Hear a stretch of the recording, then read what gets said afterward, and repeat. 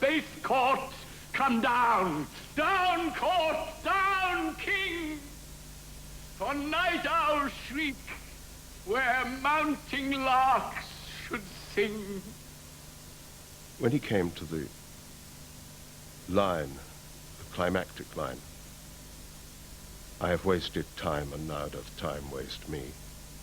His despair, the pitch of his despair in Richard II that afternoon was quite unforgettable.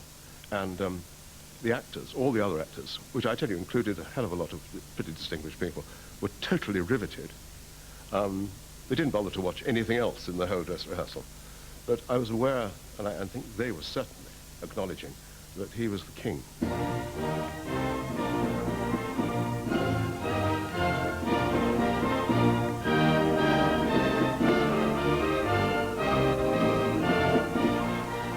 But Gielgud was not destined to be simply a reminder of the acting of another era. In the mid-60s, encouraged by the director Tony Richardson, he began to feel that he could really enjoy acting for the screen and to develop a new range of characters. What you will see is an advance, not a charge, an advance along that pretty valley to the south of the big valley. A sensible and quiet advance on the flank of those Russians who were trying to carry off our guns. The Light Brigade will be directed to restore those guns to their rightful owner. Is not Lord Cardigan to lead his beautiful soldiers? I think he will, yes. But not into that nasty valley full of half the Russian army. He'd get a very bloody nose if he were to do that. Not at all pretty. Young ladies should concern themselves with what is pretty. England is pretty. Babies are pretty. Some table linen can be very pretty. And that scene, the picnic above the battle, I thought was a wonderful piece of acting. Unfussy, very real. He's got a real film personality. It's that trick of not acting. He is himself, and yet he is the character at that moment. In 1970, the unthinkable happened. Gielgud was summoned by William Gaskill to the very cockpit of the new developments in theatre. Gaskill suddenly wrote and said, we have a play which we are sending you, would you like to come and discuss it? And I read home and didn't make much of it. I thought it was extraordinarily difficult, and I was sent for. And I went down to the small office and I met Gaskill, who I was slightly in awe of, and Lindsay Anderson, who I thought disliked me very much because we'd met once in London, once in New York, and he'd been rather snappy and barked at me. He now says he didn't, but he did. Just as he was perhaps a bit scared of us, I was scared of him, as I was always scared, in the early days anyway, of working with, so to speak, stars, because I didn't have anything to do with the West End theatre and didn't know it. I was very upset because I didn't know why he should dislike me, but he has a curious manner. He doesn't know people. So I said, well, I think I would rather like to do it. And then they said, who would I suggest for the other part? And I said, well, the only person who would be marvellous in the other part is Ralph Richardson. Are those your gloves? Yes. I've got a pair like that at home. Yes?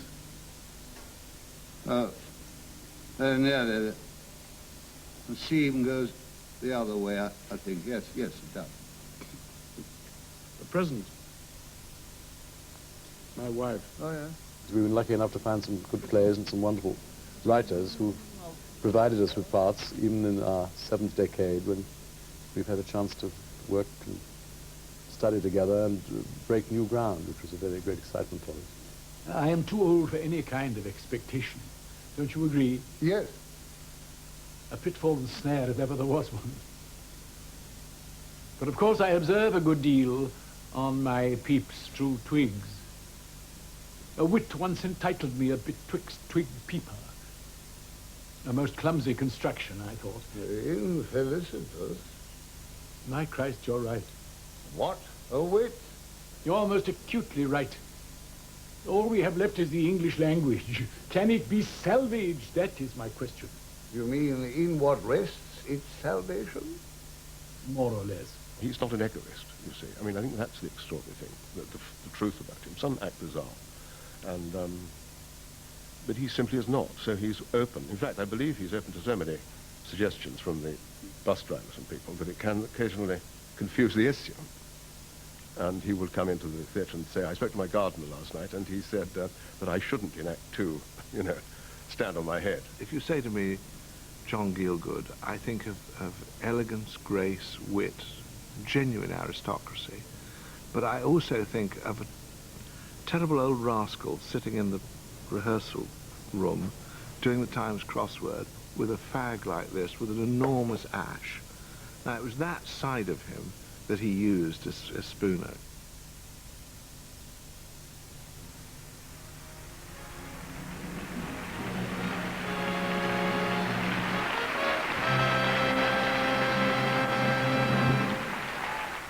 Gloria, I would like you to meet Hobson, my best friend in the world.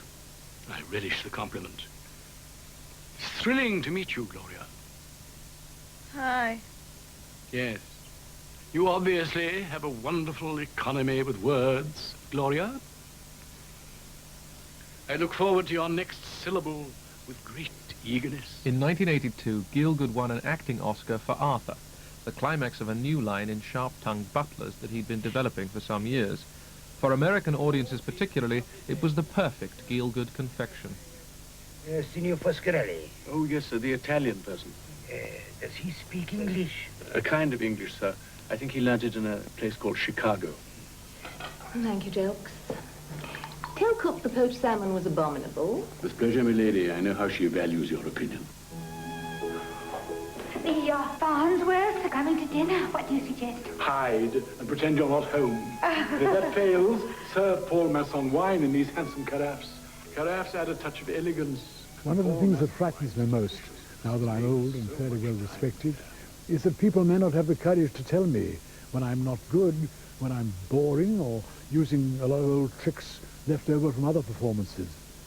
But on the whole, I have been very fortunate with the film directors with whom I've worked. His reading right out of the box is beautiful. But if you want to change one little word, just a slight bit, you can introduce the psychological reason, and the next time he reads it, that change is incorporated effortlessly and perfect. The timing, the phrasing of every line is just beautiful. A hospital's no place for secrecy, you know, Mr. Treves. Doctors spiriting hooded figures about in the corridors is apt to cause comment. Why wasn't this patient properly admitted? Why is he in the isolation ward? He's not contagious, is he? Oh, no, sir. No, he's got chronic bronchitis and he's been badly beaten. Well, why isn't he in the general ward, then? Well, sir, he's quite seriously deformed, and I fear the other patients would find him rather shocking. Deformed, is that it? Am I to assume, then, that he is ultimately incurable? Gielgud's technical mastery of the screen medium has seldom been better shown than in his portrayal of Charles Ryder's father in Granada Television's Brideshead Revisited. One of the problems of the vocation, Father, is money. Oh, I shouldn't worry about a thing like that at your age. You see, I've run rather short. Yes? In fact, I don't know how I'm going to get through the next couple of months. Well, I'm the worst person to come to for advice. I've never been short, as you so painfully call it. And yet, what else could you say? Hard up, penurious, distressed, embarrassed, stony broke, on the rocks, in Queer Street. Yes, well, let's just say you were in Queer Street and leave it at that. He remade himself. He did. He did. He remade himself in a way that I don't think any of the other actors of his generation did. It was a huge surprise. And from that moment on, I think, in a sense, he ceased to be noble. And it's the same side of him, obviously, which ended up doing Prospero's books, which, whatever else, is an extraordinary act of courage for a senior actor to do that.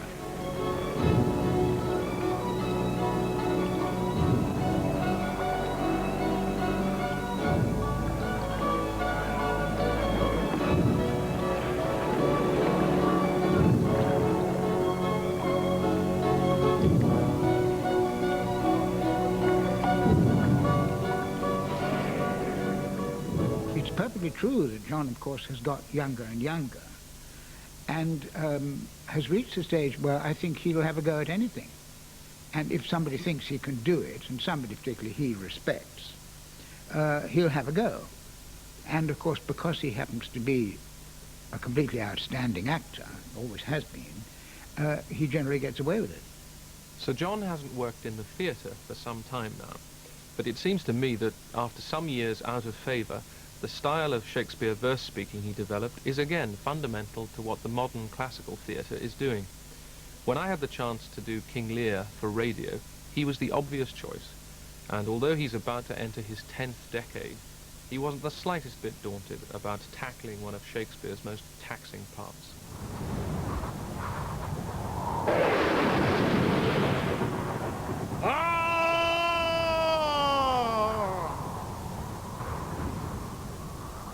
Blow, winds, and crack your cheeks. Rage, blow. You cataracts and hurricanos, spout till you have drenched our steeples, drowned the cocks. If one was searching for what Sir John really does like, one could do worse than look in or around a theatre.